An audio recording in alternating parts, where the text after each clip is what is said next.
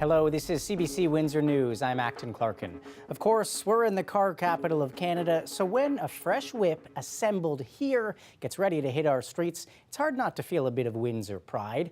Jacob Barker has more on the partially homegrown muscle car coming soon to a road near you. There was a lot of excitement and hope among workers as they came off shift here at the Windsor Assembly Plant just after the launch of the new 2026 Dodge Charger 6-pack. Workers say that it's a good news story at a time when there are so many questions swirling around the future of the automotive industry in Canada. Very exciting. Yeah? Yeah, very nice vehicle and big day for us. Why is it a big day? Well, this is our future, so it's important for Windsor and the community, the country, everyone, I guess. A video posted to the company's website showed the celebration as the launch took place. Stellantis Canada CEO Trevor Longley was on hand to speak directly with workers. Manufacturing in Canada is at the core of Stellantis, and what you guys do every day here is so special to what we do on the sales front line. So trust me when I say that we're going to do you justice, and we're going to make sure these things sell like hotcakes. The president of the union representing workers today says this is a good news story, but he says that the potential cost of U.S. imposed tariffs is unsustainable over the long term and that a deal needs to be reached with the U.S. to help make the Canadian auto industry sustainable. Right now, workers say selling this vehicle is what needs to happen. Some have tried it out and say it's a good ride, especially the way it sounds. It's loud, it's powerful. What more do you need? It's a very nice design. Great car, muscle car. That's what we need. The union says there are 1,500 new employees coming on board. 300 workers have made their way down from the Brampton plant and are in training here. The company recently announced that the Jeep Compass, originally slated for production there, will instead be made in Illinois. This vehicle stands as a hopeful sign, even to those on their way out of the industry. I'm sort of towards the end of my career, but I'm hoping that the junior men or junior seniority get some long play out of this. Interviews for those jobs are already underway, and the automaker says that these new Dodge Chargers will be on dealer lots for sale later this month. Jacob Barker, CBC News, Windsor. Once the Crown Royal bottling plant in Amherstburg closes, what will happen with the building next? Well, Dawson Chen has been doing some digging. The municipality has accepted that Diageo was leaving for some time. There were some people at the beginning who said, why were we going out trying to find someone else to take over the factory? And we said, well, because the reality is it was unlikely Diageo would change their mind. Diageo workers in Amherstburg may have officially accepted a closure agreement, but Amherstburg Mayor Michael Prue says his attention was already fixed on what's next for the Crown Royal bottling plant after Diageo closes its doors permanently at the end of February. The town's focus? Possible buyers for the property. We know of one very serious potential customer and one who's pretty serious as well. I'm not at liberty to say much more than that, but I can tell you they are a company who deals with alcohol. The town has, and I have as mayor, has facilitated meetings with the province of Ontario. It would require a willing seller, though. Diageo owns the property, not the town, not the Ontario government, but Diageo would have to determine that they wanted to sell it. And we're still hoping that that option will come through. Diageo's plans for its Amherstburg facility remain unclear. The company didn't respond to CBC Windsor's request for comment. As for the province, the Premier's office would only state that retaliatory removal of Diageo products from LCBO shelves remains on the table. Mayor Prue says the community should not despair over this situation. We are on top of this issue and remain on top of it for as long as it takes to help those employees and keep the industry, not necessarily Diageo, but the industry in town. Dawson Chen, CBC News, Amherstburg. Time now to take a peek at your forecast with the one and only Colette Kennedy. What are you tracking for us, Colette? Well, I have to tell you, I am tracking a cold front that is headed our way, and that's going to drop our temperatures Yes, drop, even cooler than where we've been. So here are these readings, the daytime highs just around freezing, but look back to the west where some of that much colder air is in place. So as that front tracks towards us tomorrow, we'll actually get the winds picking up from the southwest, becoming somewhat breezy. And then as it passes, we get into that chance for some flurries. So coming into our skies as we move through towards tomorrow afternoon. Could have a few flurries from time to time overnight tonight, but for tomorrow, that's when we'll just kind of settle in. The front then goes through tomorrow night, and that's when the really cold air comes in. More on that coming up. Thanks so much. Chat again later. Sounds good. Well, hundreds of Indigenous leaders are in Ottawa for an annual meeting of the Assembly of First Nations. And the first day of 3 has been tense. Chiefs are pushing back against Mark Carney, accusing him of failing to consult meaningfully with them on the Fed's recent pipeline agreement with Alberta. But the Prime Minister insists consultation with First Nations will happen once the pipeline deal makes its way to the new Major Projects Office for approval. Under the legislation, there must be consultation consistent with free, prior and informed consent before a project can be designated in Canada's national interest. These issues would naturally include requirements for Indigenous ownership, Indigenous economic benefits and environmental protections. Ottawa and Alberta's Memorandum of Understanding would see a bitumen pipeline heading west to Asian markets through British Columbia. Earlier, AFN chiefs voted for a resolution asking Ottawa to withdraw from the pipeline deal and to uphold an oil tanker ban off BC's northern coast. GLP-1 drugs are already popular. You might better know some by a brand name like Ozempic. Now, for the first time, the World Health Organization is recommending the drugs to treat obesity, shifting its position. Jennifer LaGrassa has that story. The World Health Organization is boosting the legitimacy of GLP-1 drugs like Ozempic and Wegovy. These new medicines are a powerful clinical tool.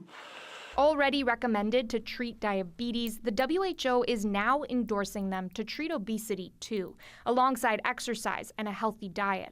Obesity is one of the most serious public health challenges of our time. Globally, more than 1 billion people are considered obese. Last year alone, 3.7 million people died from obesity-related conditions like heart disease or diabetes. The Canadian scientist who discovered the hormone used in the medications applauds the WHO's move. I think this additional scrutiny of the totality of the evidence by WHO will add weight to the importance of treating obesity seriously. A recent survey suggests 1.4 million Canadians are already taking a GLP-1. In Canada, the drugs require a prescription, and the cost usually isn't covered for obesity treatment. On average, I'm spending about $500 a month. For the last decade, Lisa Schaefer has been using a GLP-1 to manage her weight. She wants the medication paid for those who really need it. What's really heartbreaking is we're seeing more often people going, guess what? I'm formally diagnosed with having diabetes, which means now my medication is covered. We shouldn't be that excited to get another really serious chronic condition to get the treatment that we actually deserve. And while these drugs are having their moment in mainstream culture, experts say they're not a quick fix. So these are drugs that, with side effects like muscle loss and vitamin deficiency possible. If you're thinking about, there's an event coming and you just need to lose some weight prior to that event, I mean, these meds are not for those patients. The WHO says access and affordability are still big hurdles, with the drugs projected to reach less than 10% of those who could actually benefit by 2030. Jennifer LaGrassa, CBC News, Toronto. A CBC News investigation has uncovered that outlawed nicotine pouches not approved for sale by Health Canada are still readily available in corner stores across the country. Last year, the federal government tightened the rules on products in an effort to make them less attractive to youth.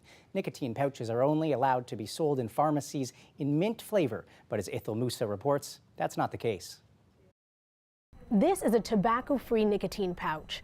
They are heavily regulated in Canada to help smokers quit. Instead, they're increasingly being used by teens. And despite the federal government's efforts in limiting their sale to pharmacies, we had no problem buying them at corner stores across the country. Hi, do you guys have any Zyn? We used hidden cameras and went to corner stores in Toronto, Halifax, Montreal, and Vancouver. With no questions asked, we were able to buy heavy-dose nicotine pouches in banned flavors. We also came across numerous Canadian online retailers selling all other sorts of unauthorized brands of nicotine pouches. Last year, the federal government tightened the rules in an effort to deter youth. Nicotine pouches can only be legally sold to adults in pharmacies, in mint or menthol flavor, and at 4 milligram doses, about the equivalent of smoking 2 cigarettes. But the new rules don't seem to be stopping youth from buying them illegally.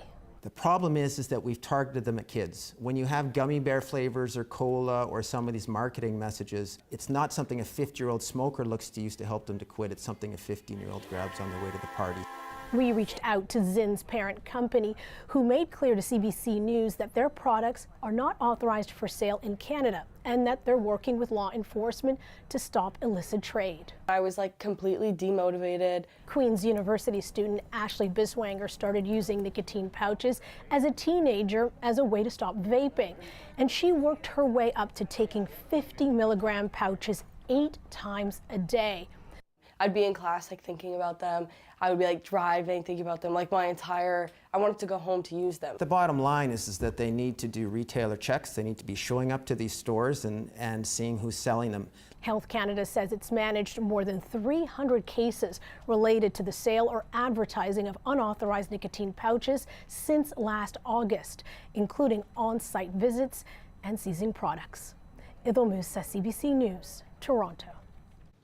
Environment Canada is changing the way it lets us know about weather threats. It has a new color-coded system. Meteorologist Ryan Snodden breaks down how it all works. Environment and Climate Change Canada will continue to issue the types of warnings you normally see throughout the course of a year. Special weather statements are still in the mix, which will appear in gray. Those statements will continue to be issued for potentially significant weather events or weather events of interest, but don't quite reach warning level criteria. So the difference moving forward is that each of these warnings will now have a color-coded alert level of yellow, orange, or red. The alert color level will be based on an assessment of both the potential impacts of the weather event and also forecast confidence.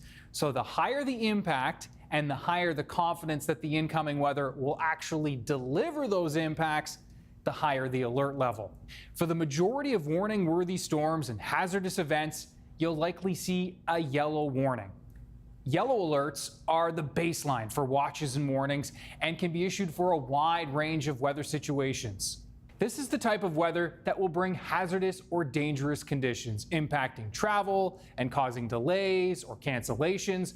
There could be health-related impacts like reduced air quality or heat warnings. Orange warnings are the next phase and will be issued for storms that are likely to cause widespread or significant damage. Here we're talking about those widespread windstorms or crippling ice storms that cause thousands of power outages that can last for days. If an orange alert level warning is issued for your area, you should prepare to take action to protect yourself and your property. The highest warning level is red. If a red alert is issued, it means dangerous and potentially life-threatening weather is on the way or is occurring. Under a red alert, you should expect prolonged and extensive disruptions to travel and power with widespread damage and property and infrastructure. Examples include Hurricane Fiona or the 2024 snowstorm that brought 150 centimeters of snow to parts of Cape Breton, or flooding events like the ones experienced by the Maritimes over the past few years. If a red alert is issued, it means you should act now to stay safe from destructive weather. By focusing on the weather impacts rather than the weather itself, the main goal here is to enhance storm preparedness and better communicate how to prepare in advance. So when a weather warning is issued for your area, it's important to read the content of that warning to determine which weather situation is being covered and then act accordingly. That was meteorologist Ryan Snodden in Halifax. Still ahead, we'll hear from a reporter on the ground about devastating floods overseas. Stay with us.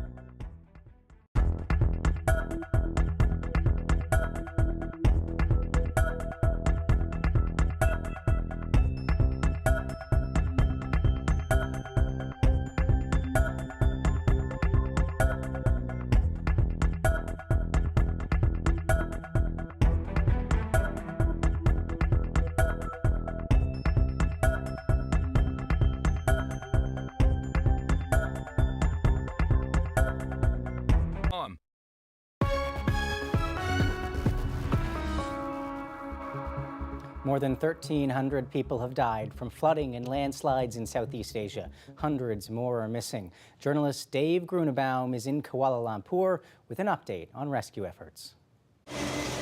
Local authorities as well as environmentalists say that deforestation may have made the damage from the floodwaters even worse. They're talking about legal deforestation from mines and palm oil plantations, as well as illegal logging. Keep in mind that forest can be a protective barrier to help mitigate the damage from storms like this. So now there are people in Indonesia calling for a review of government policy, as well as investigations into the potential for illegal logging. More than 700 people are dead on the ground on Sumatra Island. Hundreds of people are missing. Rescue teams are struggling to get to some of these hard-hit remote areas. They are using choppers, but these crews cannot get to areas quickly enough. Landslides have made many roads impassable.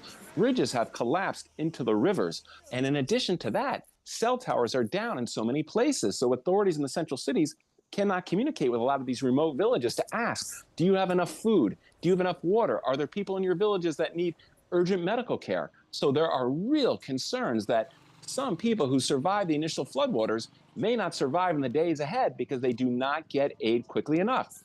There have been calls for President Prabowo to ask for international help, but so far he has not done so. Now in Sri Lanka, the government did call for international aid, and they have been getting some on the ground from Pakistan, India, and Japan. And the Sri Lankan diaspora around the world, including in Canada, has been coming together to raise money to help with the aid efforts. On the ground in Sri Lanka, more than 400 people are dead, hundreds of people are missing. Military-led rescue teams have been going around, often in boats, pulling people who are stranded on their roofs and the second floors of their houses and rescuing them. It's a difficult situation there too, just like in Indonesia. Landslides have covered roads, made them impassable. Also, bridges have collapsed into rivers. Hospitals have been swamped by flood waters. It doesn't look like it's going to get easy in the days ahead with rescue and recovery efforts because there is rain in the forecast for Sri Lanka. Dave Grunebaum reporting for CBC News, Kuala Lumpur, Malaysia. There's a new Sean Diddy Combs documentary series out on Netflix. It has previously unreleased footage taken ahead of Combs' arrest last year, and the show was produced by one of the rapper's biggest industry rivals. Griffin Yeager has more. We have to find somebody that'll work with us that has dealt in the dirtiest of dirty business. We're losing. That was never-before-seen footage of Sean Diddy Combs just 6 days before his indictment in September of 2024, debating strategy with his lawyer. You have to choose your side. Where is this coming from? Sean Combs: The Reckoning, the new 4-part docuseries on Netflix. And the executive producer? 50 Cent, who's been publicly trolling Sean Diddy Combs for years. Diddy, Sean Combs. The series looks at the life of Combs, how he rose to fame, his rivals, his allies, and how he got to where he is today behind bars. Before the doc was released, Combs' reps were quick to react. In a statement released to CBC News saying, Netflix's so-called documentary is a shameful hit piece, that Netflix relied on stolen footage that was never authorized for release. And beyond the legal issues, they call it a personal breach of trust. I reached out to Netflix for their response to this, and they pointed me to a quote from the series director Alexandria Stapleton, who says, "We obtained the footage legally and have the necessary rights." And that the team also reached out to Sean Combs' legal team for an interview and comment multiple times, but did not hear back. It also includes interviews from several people part of Diddy's world, like his former assistant and creative director at Bad Boy Entertainment, Capricorn Clark, and co-founder of Bad Boy, Kirk Burrows. Several artists speak out, and for the first time, we hear from members of the jury that reached a mixed verdict, finding him guilty on 2 counts of transportation for purposes of prostitution. Combs was sentenced to 50 months in prison for those prostitution-related charges in connection to drug-fueled sex marathons, also known as freak-offs. He was found not guilty on counts of racketeering and sex trafficking. Griffin Yeager, CBC News, Toronto. Coming up, a full look at your weekly forecast. Maybe we'll get some sunlight for this guy, our new addition to the team here. Those details coming up next.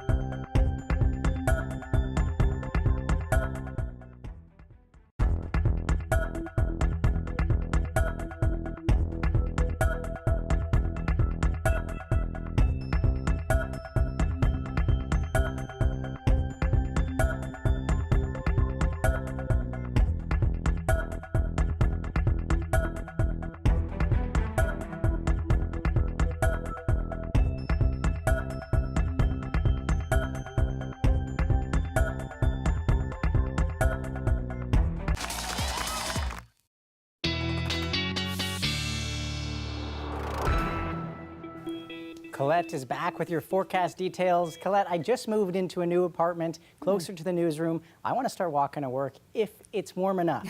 Is it in the cards? It is, with the right gear.